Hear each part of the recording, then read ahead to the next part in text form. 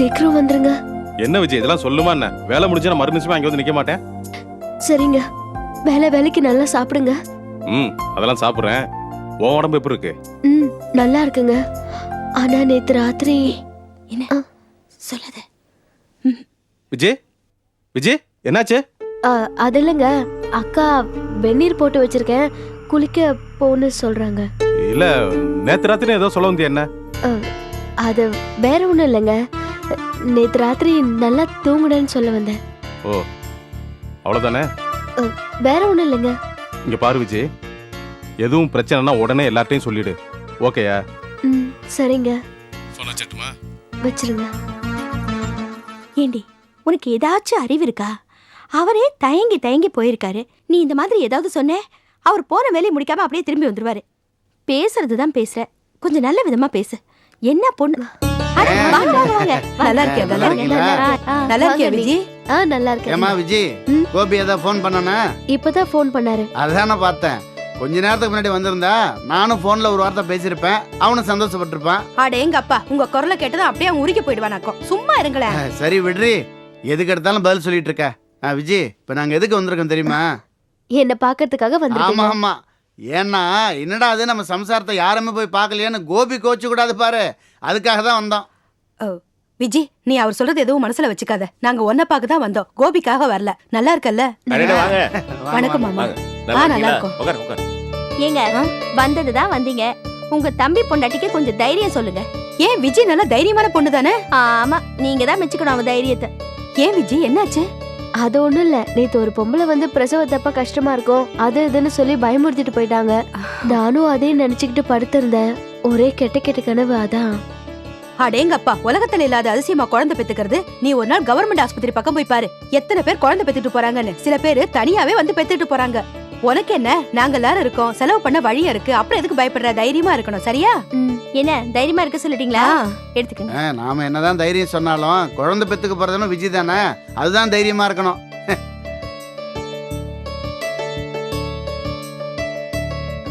சரி மாமா, நாங்க கிளம்புறோம். என்னங்க இப்பதான் வந்தீங்க, அதுக்குள்ள கிளம்புறேங்கிறீங்க? சாப்பிட்டு போங்க. அதுக்கு என்ன, நம்ம வீடு தானே, இன்னொரு நாளைக்கு வந்து சாப்பிட்டுக்கிறோம். வர மாமா. வர விஜய், உடம்பு பாத்துக்க. சரி, விஜய பாத்துக்கங்க. விஜய், மறுபடியும் கோபி ஃபோன் பண்ணா நாங்க வந்துட்டு போனோம்னு மறக்காம சொல்லு. கண்டிப்பா சொல்றேன். போயிட்டு வாங்க. அப்ப நாங்க வரோங்க. சரி வராமா? வரோம் மாமா. வாங்கம்மா.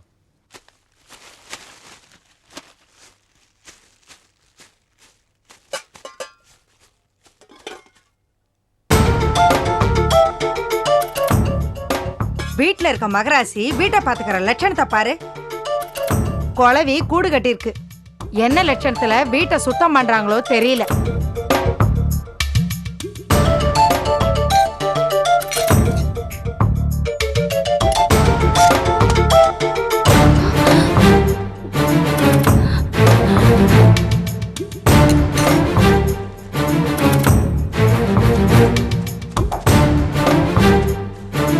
அம்மா, தெருமுனையில பாத்திர வண்டி வந்திருக்கு. ஏதோ 2 கிண்ணம் வாங்கணும் சொன்னியே, வா போய் வாங்கிட்டு வந்துடலாம். போ.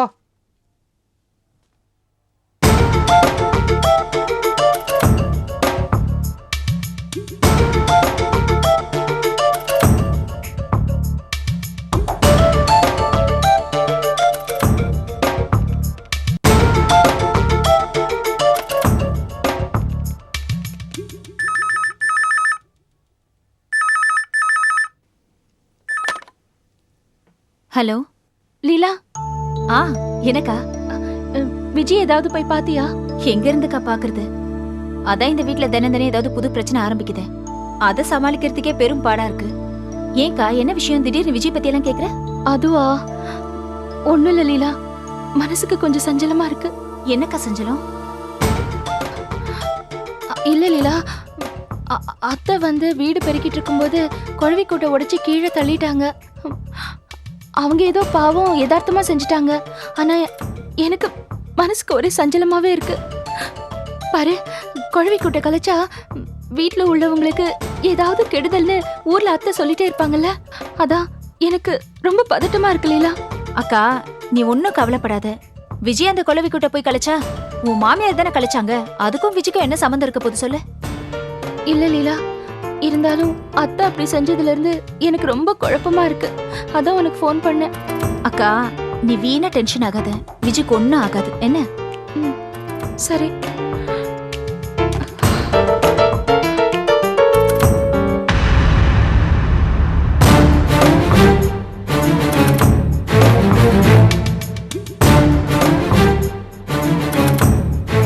என்னடி இது ஏம்மா, இந்த கிண்ணத்தை கையும் போய் காலையும் வச்சு சும்மா இருக்க மாட்டியா? எதுக்காக வீட்டெல்லாம் பெருக்கி நீ சுத்தம் பண்ணிட்டு இருக்க? என்னடி சொல்ற? பாரு, நீ வீட்டை பெருக்கும்போது குலவி கூட்ட கலைச்சிட்டியா? அதனால முழுகாம இருக்கிற இவங்க தங்கச்சி விஜய்க்கு ஏதாவது ஆயிடுமோன்னு கடந்து இவங்க மறுகுறாங்க. எதுவும் ஆயிடக்கூடாதுன்னு சென்டிமெண்டா ஃபீல் பண்றாங்க. ஏண்டி என் வீட்டை நான் சுத்தம் பண்றதுக்கு ஊர்ல யாரு முழுகாம இருக்கா, எவ புள்ள பெத்திருக்கான்னு எல்லாம் யோசிச்சு பார்த்துட்டு இருக்க முடியுமா? எங்க இருந்து இதெல்லாம் பழகுறீங்க? இந்த வீட்ல புதுசா சட்டம் போடலாம் நினைக்கிறியா நீ? ஐயோ அத்தை, நான் அப்படிலாம் நினைக்கல அத்தை. நீங்க ஏதோ யதார்த்தமா தான் செஞ்சீங்க. ஆனா எனக்கு தான் மனசு பதட்டமா இருந்தது. என்ன இருந்தாலும் கூட பிறந்த தங்கச்சி இல்லையா, அதனாலதான் அத்தை. நீங்க தப்பா நினைக்காதீங்க. ரொம்ப முன்னேறிட்டடி நீ. இதுக்கு முன்னாடி எல்லாம் பேச்சுல மட்டும் தான் தப்பு கண்டுபிடிச்சிட்டு இருந்த. இப்போ வீடு கூட்டுறது, வளர்க்கறது, கழுவுறதுன்னு எல்லாத்துலயுமே பிரச்சனையை தேடி கண்டுபிடிச்சிட்டு இருக்கேடி நீ. ரொம்ப ஆடாதடி. உன் தங்கச்சி முழுகாம இருந்தா இந்த வீட்டுல விளக்கமாத்த எடுத்து கூட்டக்கூடாதா? என்னடி அராஜகமா இருக்குது இது? அத்தை, நான் அப்படி சொல்லலையே அத்தை. சொல்லணுமாக்கும். இது செய்யறதுக்கெல்லாம் என்ன அர்த்தமா? என்னம்மா, என்ன பிரச்சனை? பாடுற மாணிக்கம், வீடு கூட்டுறப்ப குழவி கூடு கட்டி இருந்துச்சுடா. அதை நாம என்ன தீனி போட்டா வளர்க்க முடியும்? அதனால அதை கூட்டி கீழே தள்ளி விட்ட. உடனே அவளுக்கு கோவம் வந்துருச்சுடா.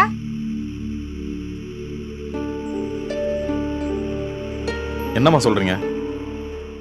அதாவது அவ தங்கச்சி என்னமோ முழுகாம இருக்கலாம்.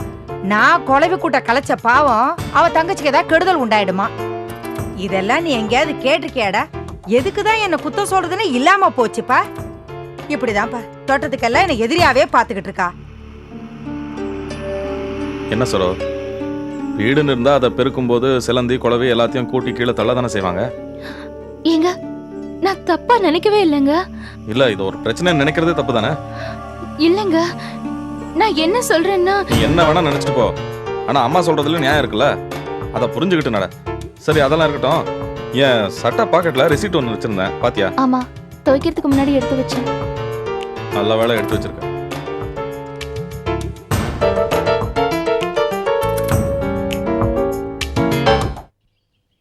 எதுக்காக நான் அனாவசியமா இங்க நிக்கணும்? பவானி இன்னும் கொஞ்ச நேரத்துல இந்த வழியா தான்டா வருவா.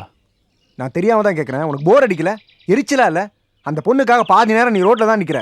அப்படி நின்று தான் என்ன சாதிச்ச? இதெல்லாம் உனக்கு வெட்டி வேலையா தெரியல? டேய், நீ என்ன திட்டுவன்னு எனக்கு நல்லா தெரியும். நீ மட்டும் இல்ல, எல்லாரும் தான் என்ன கோச்சுக்கிறாங்க. தெரியுதுல்ல, அப்புறம் ஏன் திரும்ப திரும்ப அதே பண்ணிட்டு இருக்க? நான் இப்படி பண்றதுக்கான காரணம் தெரிஞ்சிருந்தோம் நீயே இப்படி கேட்குறியடா. பவானி மேல இருக்கிற புனிதமான காதல்னு சொல்லுவேன். டே, அது அவளே சட்டை பண்ணலடா. சரி, இங்க எதுக்கா இப்ப நின்றுட்டு இருக்க? அந்த பொண்ணு இந்த பக்கமா வருவா, அவளை பார்த்து கண்ணத்துல போட்டுட்டு கை எடுத்து கும்பிட்டு போறதுக்கா? இல்லடா, அவகிட்ட என் நிலைமை எடுத்து சொல்ல போறேன். ஓடா இடியட், புதுசா என்னத்த சொல்ல போற? அதான் எல்லா விஷயம் அந்த பொண்ணுக்கே தெரியுமே. என் மனசுல இருக்கிற வருத்தத்தை அவகிட்ட சொல்ல போறேன். பைத்தியக்காரன் ஆயிட்டு. இல்லடா, பவானி கிட்ட நான் பேசதான் போறேன்.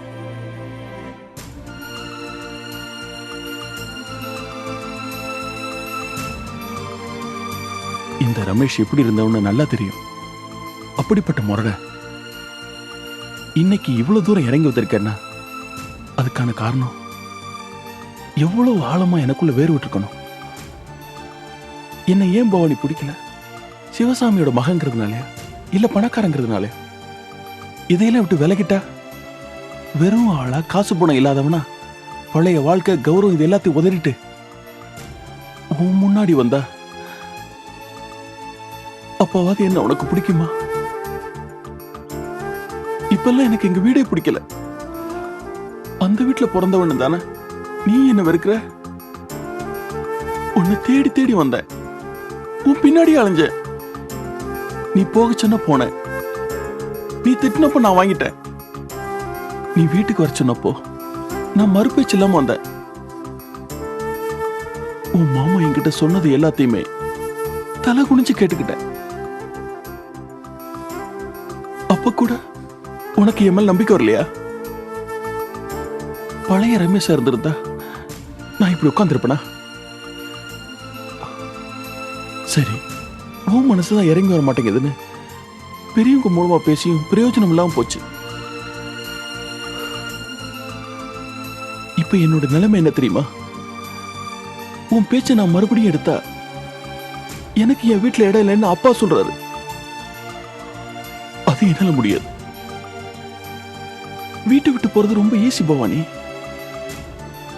ஆனா ஒன்ன நினைக்காம இருக்கிறது என்னால முடியாத காரியம். டேய் ரமேஷ், என்னடா அது பைத்தியக்கார மாதிரி தனியா புலம்பிட்டு இருக்க? என்னடா ஆச்சு உனக்கு?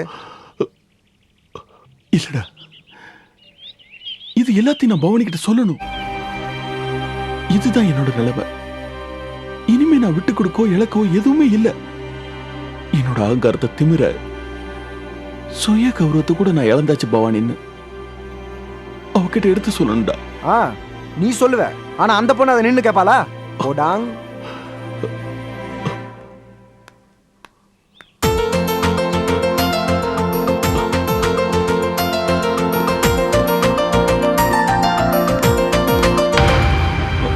பவானி, நான் என்ன சொல்றேன்னா,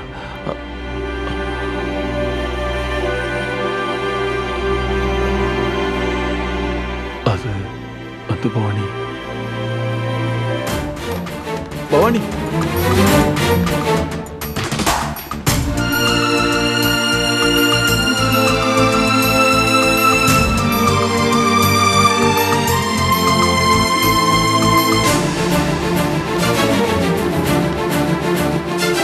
ரமேஷ் எங்க கிளம்புற? டேய் சொல்லுடா, எங்கடா கிளம்பிட்ட? ரமேஷ்,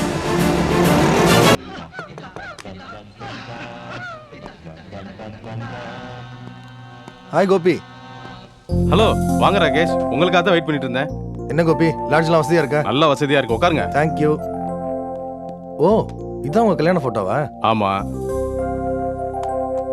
அப்புறம் ஒரு மாதிரி தயங்கி தயங்கி வந்து சேர்ந்துட்டீங்க. அதான் நான் சொன்னேன் இல்லையா, ஒய்ஃப் பிரசவ நேரம், அதான் இந்த தயக்கம். இல்ல கோபி, இது ரொம்ப பெரிய கான்ட்ராக்ட். நாம இதை மிஸ் பண்ண கூடாதுதான் உங்களை அவ்வளோ அர்ஜென்ட்டா கிளம்பி வர சொன்னேன். ரொம்ப சந்தோஷம் ராகேஷ். நம்ம பிளான் பண்ணபடி எல்லாம் கரெக்டா நடந்துச்சுன்னா நீங்க சென்னையில காரு பங்களான்னு ஹாப்பியா நல்லா செட்டில் ஆயிடுவீங்க. இங்க பாருங்க ராகேஷ், நமக்கு எது வந்து சேரணும்னு இருக்கோ அது கண்டிப்பா நமக்கு வந்து சேர்ந்துரும். நமக்கு இல்லைன்னா இல்லதான். அட, ரொம்ப பிலாசபிக்கலா பேசுறீங்களே. பட் நான் ரொம்ப பிராக்டிகலா பேசுற ஆளு. இப்ப நான் பிராக்டிகலா பேசுறேன். வந்த வேலையை வேகமா முடிச்சிட்டு உடனே நான் ஊருக்கு போயானும். போலாமா? இன்னைக்கு மீட்டிங் கேன்சல். உங்களுக்கு கம்ப்ளீட் ரெஸ்ட். இன்னைக்கு மீட்டிங் கேன்சலா? ஆமா. இதை நான் கிளம்புறதுக்கு முன்னாடியே சொல்லிருக்கலாம் இல்லையா? இல்ல கோபி, அந்த விஷயமே எனக்கு இப்பதான் தெரியும்.